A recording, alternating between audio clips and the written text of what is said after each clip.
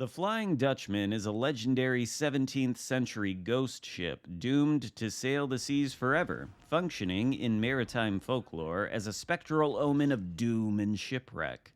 That's according to Google AI, and I think that curse of the legendary mythical Flying Dutchman has followed this ship, the Tier 8 premium Dutch cruiser Flying Dutchman, into World of Warships Legends.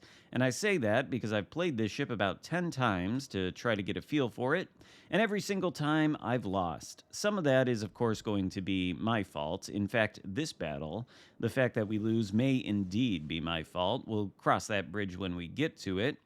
But the other battles, some of that has to do with the blue team not being able to function properly and win the game. I don't know that there's too much of that going on in this particular battle, but I will tell you it's going to be a loss. However, I want to show it to you because I think it demonstrates the ship in action pretty well, and also makes clear one of the major downsides of the Flying Dutchman. Now, before we get into the action, I'll show you my commander build and the module selection. We are running Aiming Systems Mod 1, steering gears in the second slot, concealment in the third, main battery reload in the fourth, and the commander is the pirate commander Cornelis Vanderwint. In his legendary row of skills, I've got the one skill that reduces the airstrike cooldown called Air Support selected, but in this particular battle, I was using fully packed. That's why we've got 3 of each of the consumables. This thing comes with 2 base. And this pirate commander does have a unique skill in the fourth row. It's called Turn Dive. He's actually got 2 of them. Turn Dive reduces the airstrike cooldown time by 5% and also reduces bomb dispersion radius from the airstrikes by 10%. That's the skill I've elected to go with because I think better accuracy on the bombs probably means more damage. On the other hand, you could go with the inverse version of that special skill called Albatross Wing Beat, also in the fourth row. But for that one, it gives you a 5% damage buff to the bombs, but reduces their dispersion by 10%, so I don't necessarily think it's worth taking. And then his base trait increases airstrike bomb fire setting chance by 3%. So we've got that going for us. And I think these airstrikes, when they make contact, are going to light a lot of fires, especially on this Iwami who's pushing in. Now, we'll go over the specs and the consumables and all that, and I'll tell you what I think of the ship. I'm going to start with the consumable suite, though. What we have here is essentially a radar-only Neptune copy that happens to fly under the Dutch flag, and instead of having torpedoes like the actual Neptune, it's got airstrikes. It's also got consumables quite similar to the Neptune, including a super heal, which restores 897 HP per second for a duration of 20 seconds and reloads in 60 seconds, which is faster than the typical repair party cooldown time, I think, although maybe that's standard on cruisers and it's just slower on battleships. In any case, 60 seconds is a nice cooldown time for a heal that's this powerful. But you do need that heal because it's got essentially the same armor as the Neptune, which is to say it has none. 16 millimeters of plating everywhere.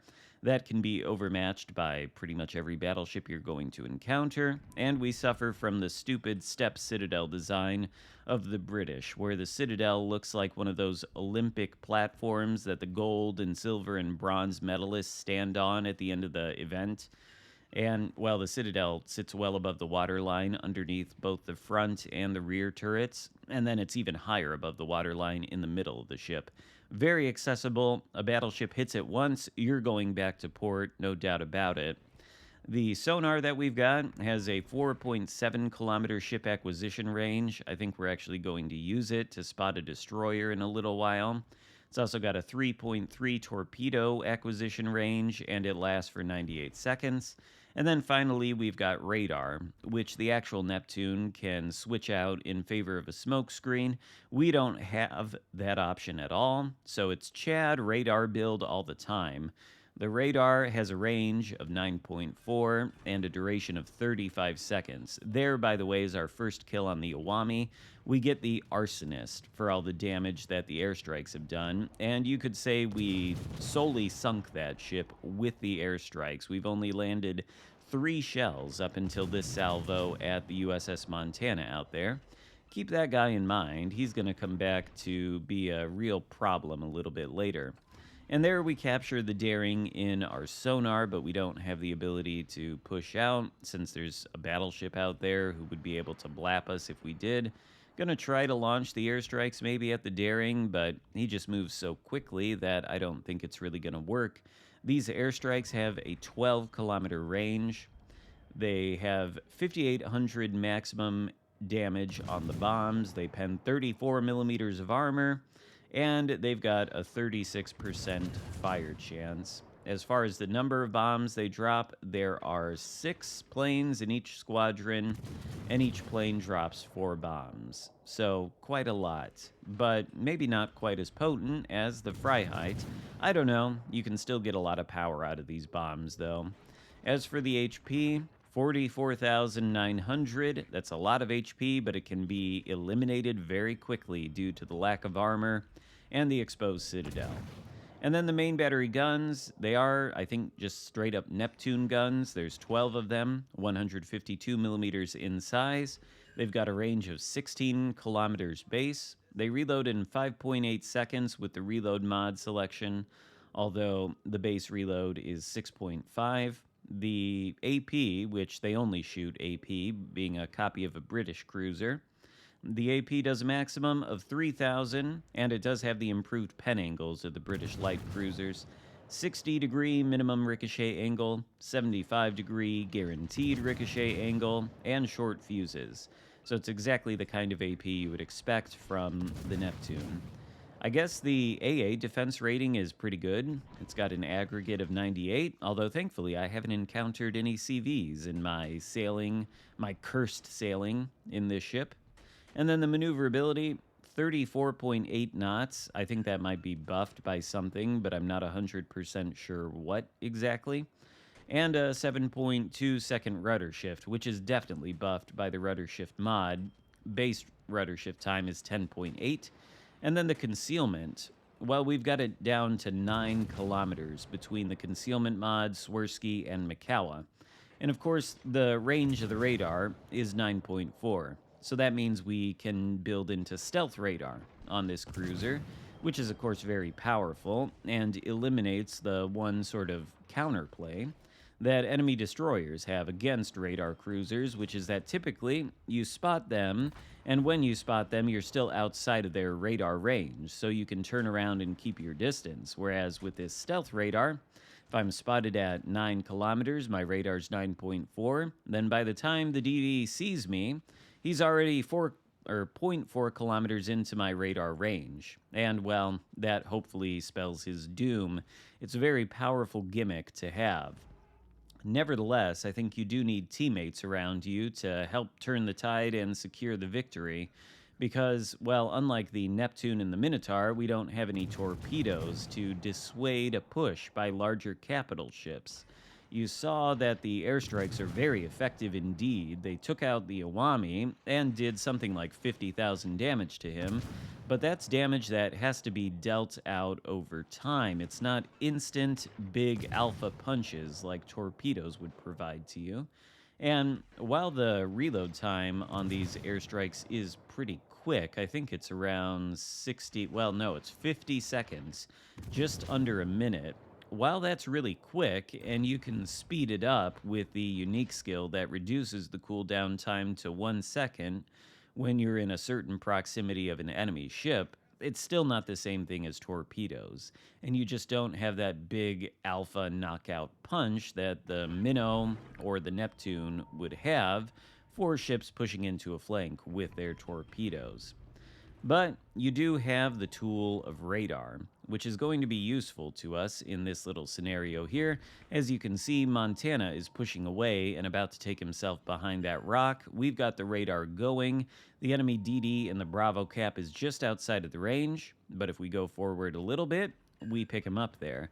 And we've still got a little bit of time left on the radar, so we're going to shoot at him, and we terribly miscalculate here. Montana's going behind the rock. I didn't think he'd have the ability to shoot us. I don't know why I didn't think that, but he does, at least with the rear turrets. And as you can see, this is definitely a British light cruiser that can be taken out in one single salvo. So we screw up there. We throw away our ship by being too eager to sail into the enemy destroyer that we had spotted. If we had waited just a few moments more, then I think we would have actually won this game. You'll see what happens here in a moment.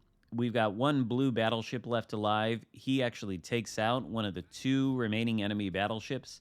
And then Montana is sailing straight at his face, and despite the fact that Montana has much more HP than our teammate, the Montana is going to ram him, which is going to leave this Z-52 alone versus the Daring that we had spotted with our radar moments ago. And you would think that maybe the Z-52 would have a chance of taking out this Daring in a straight-up gunfight, but no. He's going to lose it, and we're going to lose the game. If we had just waited a moment to pass that rock and actually guaranteed our safety from the Montana's guns, we'd still be alive right now to help this Daring, and that probably would have been enough to turn the tide and win the game. Impossible to know for sure, since that's not what actually happened, but based on educated speculation, I would say that our loss here is in large part our fault for sort of throwing the game and not being careful enough. This ship is going to require a tremendous amount of map awareness and probably has a fairly high skill floor to play well just because it doesn't have a smoke screen it can rely on.